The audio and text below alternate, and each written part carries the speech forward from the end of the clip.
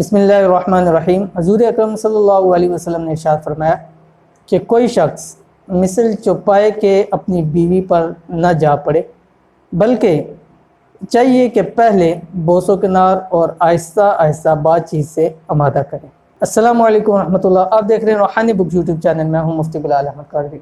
अल्हम्दुलिल्लाह अज़वाजी ज़िंदगी से मुताल्लिक हमने आपके सामने एक सिलसिला शुरू किया था, जिसके इससे पहले 2 पार्ट्स आ चुके हैं। आज तीसरा पार्ट आपके सामने जिक्र कर रहे हैं और उम्मीद करते हैं कि पहले 2 पार्ट भी आपको ज़रूर पसंद आए होंगे और बहुत सारी मालूमात इंशाअल्लाह अज़ीज़ आपको मिल चुकी होंगी। तो आज इस तीसरी पार्ट के अंदर भी चंद और मुख्तलिफ बातें करते हैं और उसी को कंटिन्यू करेंगे।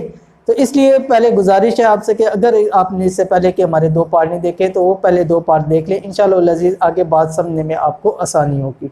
और इसी के साथ गुजारिश है कि अगर आपने अभी तक हमारा यूट्यूब का ये चैनल रूहानी बुक सब्सक्राइब नहीं किया, इसको सब्सक्राइब कर लें, साथ बेल आइकन के बटन को दबा लें ताकि हमारी आने वाली तमाम लेटेस्ट वीडियोस आपको बर वक्त मिल सकें। तो आज इसके अंदर जैसे कि हमारा कंटिन्यू था कि जो सुहाग रात से मुतालिक था कि जो शादी की पहली रात है उसके अंदर हम कैसे इस्लामी आदाब के ज़रिए उस रात को हम गुजारें और इसके आने वाली जो आगे ज़िंदगी है उसको भी हम इस्लामी आदाब के ऊपर गुजारें। तो क्योंकि इसके बारे में रिसर्च करनी पड़ती है और जहाँ पे हम इस्लामी आदाब देखते हैं वहाँ पे आपके सामने साथ साथ तिब के वाले से भी लाते हैं ताकि हमें पता लगे कि तिब में हमें क्या कहा गया और इस्लामी आदाब के अंदर हमारी क्या चीज़ है। तो उसमें से जो सबसे पहले मैंने आपके सामने पढ़ा वो यही आपके सामने जो मैंने अभी एक हदीस पढ़ी कि आप अलैहिस्सलाम ने इरशाद फरमाया कि कोई शख्स मिसल छुपाए के अपनी बीवी पर न जा पड़े। जैसे कि सुहाग रात की पहली रात होती है और फर्स्ट टाइम मियाँ बीवी आपस के अंदर मिल रहे होते हैं और ये वक्त ऐसा होता है कि ख़ास तौर पर अमूमी तौर के ऊपर मर्द अपने उस वक्त के अंदर जज्बात पे काबू रखना और ये चीज़ें करना बड़ी मुश्किल हो जाती है। और बाज़ दफ़ा इसमें ऐसे नावाकिफ़ लोग होते हैं कि जिनको उस हवाले से मालूम नहीं होता। अब बाज़ दफ़ा ऐसा होता है बाज़ मरतबा कि फर्स्ट रात और पहली रात के अंदर बीवी हैज़ से हो, हालत हैज़ के अंदर हो, अब एकदम जाके उसके पढ़ना और उससे अम्बिसी के लिए ख्वाहिश करना है तो ये बीवी के लिए भी एक तकलीफ़ दी अमल है। तो लिहाजा इस चीज़ से बचना चाहिए। जैसे कि सरकार दो आलम सल्लल्लाहु अलैहि वसल्लम की हदीस है कि पहले आहिस्ता बात करनी चाहिए, उसको पहले बोसो किनार करना है, उसको तैयार करना चाहिए। इसकी वजह यह है कि मर्द जो होता है वो हर वक्त का तैयार है उसको तैयार करने की, लेकिन औरत के अंदर अल्लाह ताला ने ये नहीं लिखी। उसको बोसो किनार बात करके आहिस्ता आहिस्ता उसको इस चीज़ को ऊपर लाना पड़ता है। तो इसलिए फरमाया कि जैसे चुपाए जैसे होता है कि एकदम जाके जो मादा होती है उसके साथ होते हैं, तो फरमाया कि ऐसे अपनी बीवी के साथ मत करो बल्कि उसको आहिस्ता आहिस्ता बात से पहले तैयार कर लो। और दूसरी बात ये कि मैंने बताई कि जैसे कि उस रात वो हैज़ से होती है। इस मामले के अंदर एक मुझे वाक़या याद आ गया। हम मदरसे के अंदर पढ़े थे और वहाँ पर हमारे एक दोस्त थे जो ग़ालिबन कश्मीर से बिलोंग करते थे, तो उनकी शादी होगी। अब शादी हमारे मदरसे का एक सबसे बड़ा कानून था कि वहाँ छुट्टी नहीं मिलती थी। अगर बहुत ही अब अमरे मजबूरी है बहुत ज़्यादा भी तो 1 दिन 2 दिन 3 दिन की इससे ज़्यादा छुट्टी नहीं मिलती थी। अब उस लड़के की शादी शुरू होगी, वो आ गया जो हमारे उस वक्त के नाज़िम थे और उनसे कहा कि मुझे छुट्टी चाहिए। उन्होंने कहा कि क्या करनी है छुट्टी? उन्होंने कहा जी शादी है मेरी तो मुझे छुट्टी दें और 1 हफ़्ते की छुट्टी दें। वैसे उसने ज़्यादा रखी हुई थी तकरीबन 15 दिन की, तो कहा कि इतने दिन तुमने क्या करना है, बस 1 हफ़्ते की छुट्टी, 1 हफ़्ते बाद आके वापस हाज़िरी लगाओ। अब वो 1 हफ़्ते की छुट्टी लेके चला गया। 1 हफ़्ते बाद जब वापस आया तो फिर वो छुट्टी लिखने के लिए बैठ गया, क्योंकि हमारा कानून उधर वहाँ बड़ा सख्त है, वापस आके अपनी हाज़िरी लगवानी पड़ती थी।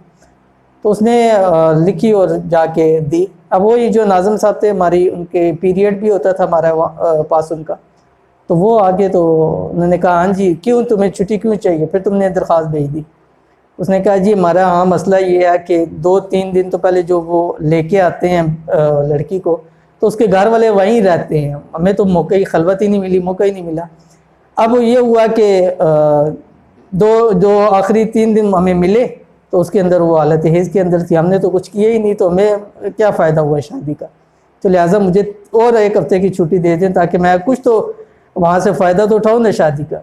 तो हमारे जो उस्ताद थे उन्होंने कहा कि 1 हफ़्ते की छुट्टी तो नहीं है, आज 3 दिन की छुट्टी है, और साथ ही कहा कि हर नमाज गुस्ल से पढ़ लिया करो, तुम्हारे लिए वो बड़ा हो जाएगा, काफ़ी हो जाएगा। तो ये एक ज़िम्नन बात आ गई थी। तो इसलिए ख्याल करना चाहिए कि उस रात में हो सकता है कि वो औरत जो है वो हैज़ के अंदर हो, और हालत हैज़ के अंदर हम बिस्तरी करना कुरान ने उसको हराम करा दिया। جیسے کہ دوسرے پارے کے اندر فرمایا یسألونک عن المحیض قل هو اذی فاعتزلوا النساء فی المحیض، حیض کی حالت حیض کے اندر عورت سے دور رہو، ٹھیک ہے. تو اس لیے اس وقت بھی ایسے ہی اپنی چوپاؤں کی طرح اپنی بیوی کے اوپر جا کے نہیں پڑھنا چاہیے. اور حالت حیض کے اندر جماع کرنے کے بہت سارے نقصانات ہیں. اگر آپ اسلامی آداب سے دیکھیں وہاں سے بھی، اگر طبی اعتبار سے دیکھیں تو وہاں پر بھی بتلاتے ہیں کہ حالت حیض کے اندر بہت سارے جو ہے وہ مرض لائق ہو جاتے ہیں اس حالت میں بستری کرنے سے. جیسے کہ میں نے جو تحقیق میں پڑھا کہ جو ایڈز ہے اس کی سب سے بڑا کرینہ ایڈز کا یہ ہے کہ حالت حیض کے اندر جماع کیا جائے. اس کے بعد بیماریاں جیسے سوزاک ہے، آتش کا ہے، تو یہ بتلایا گیا کہ ساری بیماریاں اس وقت میں ہوتی ہے اگر حالت حیض کے اندر جو ہے وہ جماع کیا جائے. اس کے علاوہ بھی ہو سکتی ہیں لیکن زیادہ تر اس کی وجہ سے یہ بیماریاں ہوتی ہیں. اور اسی طرح فرمایا کہ اولاد کے اوپر بھی برا اثر پڑتا ہے. اور ایک تو طب میں یہاں تک بتلایا گیا کہ اولاد مجذوم پیدا ہوتی ہے، یعنی کوڑی اولاد پیدا ہوتی ہے جو شخص حالت حیض کے اندر ہم بستری کرتا ہے. تو لہٰذا اس چیز سے بچنا چاہیے. اب اسلام کے اندر بھی حالت حیض کے بہت سارے نقصانات ہیں، اور یہاں تک کہ بعض فقہاء نے کہا اگر کوئی شخص اپنی بیوی سے حالت حیض میں حلال سمجھ کے کرتا ہے وہ تو بطریق اولا حرام ہے، لیکن اس کو اگر معلوم نہیں ہے اور غلطی سے اس سے بستری ہو گئی ہے تو فرمایا کہ اس کو چاہیے کہ وہ صدقہ کرے اور ساتھ استغفار کرے. اب بعض فقہاء کہتے ہیں کہ صدقہ بھی کرے اور استغفار بھی کرے. صدقہ کیا کرے؟ 1 دینار یا نصف دینار صدقہ کرے، لیکن جمہور فقہاء کا یہی ہے، جیسا کہ امام ابو حنیفہ رحمۃ اللہ علیہ کا یہی مسلک ہے کہ صرف توبہ استغفار کرے. اس کے اوپر جو اس نے حالت حیض کے اندر جو اس وقت کی ہم بستری وہ اس پر حرام تھی. اب بعض لوگ سوال کرتے ہیں کہ حالت حیض میں اگر بیوی سے ہم بستری حرام ہے، اس سے ملنا جلنا بھی حرام ہے؟ کیا اس سے کے ساتھ لیٹنا حرام ہے؟ بوس و کنار کرنا حرام ہے؟ دیکھیں یہ ساری چیز نہیں ہے. وجہ اس کی یہ ہے کہ جس وقت مسلمان تھے اس وقت وہاں پہ 2 اہل کتاب تھے، ایک یہود تھے اور ایک نصارہ تھے. اب یہود کیا کرتے تھے، جس وقت عورت کو حیض آ جاتا تھا تو وہ اس کو بالکل اٹھا کے علیحدہ کر دیتے، کمرے کے اندر بند کر دیتے، اس سے نہ قطع تعلق ہو جاتا، نہ اس سے بلاتے چلاتے، بالکل الگ تھلگ کر لیتے یہاں تک کہ وہ پاک ہو جاتی. اب جو عیسائی تھے انہوں کا کیا تھا کہ وہ اس حالت کے اندر مباشرت کو بستری کو بھی جائز قرار دیتے تھے، ان کے یہاں اس چیز کی کوئی ممانعت نہیں تھی. اب اس وقت جو مسلمان تھے انہوں نے آپ علیہ الصلوۃ والسلام سے پوچھا کہ یا رسول اللہ صلی اللہ علیہ وسلم ہمارے لیے اس میں کیا حکم ہے؟ تو اس پر وہ قرآن کریم کی وہ آیت نازل فاعتزلوا النساء فی المحیض کہ عورتوں سے حیض کی حالت میں. ہاں یہاں تک کہ فقہاء نے اس سے مسئلہ یہ اخذ کیا ہے کہ عورت کی ناف سے لے کے گھٹنوں تک بغیر کپڑوں سے اس وقت پہ فائدہ اٹھانا جائز نہیں ہے. باقی اس سے ہر طرح کا فائدہ اٹھانا جائز ہے، صرف ناف سے لے کے گھٹنوں تک بغیر کپڑوں کے یعنی برہنہ حالت میں اس سے فائدہ نہیں اٹھا سکتے. باقی اس سے بوس و کنار کرنا، لیٹنا، سونا، کھانا پینا ساری چیزیں اس کے لیے جائز ہیں.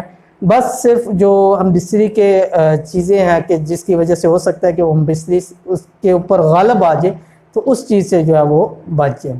تو یہ تھی آج کی ویڈیو، اور چند اور چیزیں آپ کے ساتھ جو ہم نے اس میں شیئر کر دی. امید کرتے ہیں کہ آج کی بھی یہ موٹیویشن کی یہ ویڈیو آپ کو پسند آئی ہوگی. اور اگر جیسے میں ہر ویڈیو کے اندر کہتا ہوں کہ اگر آپ شادی شدہ ہیں، آپ کی زندگی گزری ہے، یہ تب بھی آپ کو فائدہ دے گی. لیکن اگر وہ لوگ کہ جو ابھی شادی کرنا چاہتے ہیں، جن کی شادی نہیں ہوئی، حال ہی میں شادی کا ارادہ رکھتے ہیں، ان کے ساتھ اب اس ویڈیو کو ضرور شیئر کیا کریں تاکہ ان کو فائدہ ہو اور اس فائدے کو اٹھاتے ہوئے وہ اپنی زندگی اسلامی آداب کے اوپر زندگی گزار سکیں. کیونکہ میں نے جیسے پہلی ویڈیو کے اندر آیا بعد میں بہت سارے مسائل جنم لیتے ہیں، تو اس سے بہتر ہے کہ پہلے ہی ہم پون کر اور اسلامی آداب کا لحاظ رکھتے ہوئے جو ہے وہ اپنی زندگیوں کو آگے بڑھائیں. تو یہ تھی آج کی ویڈیو. امید کرتے ہیں ویڈیو آپ کو پسند آئے گی.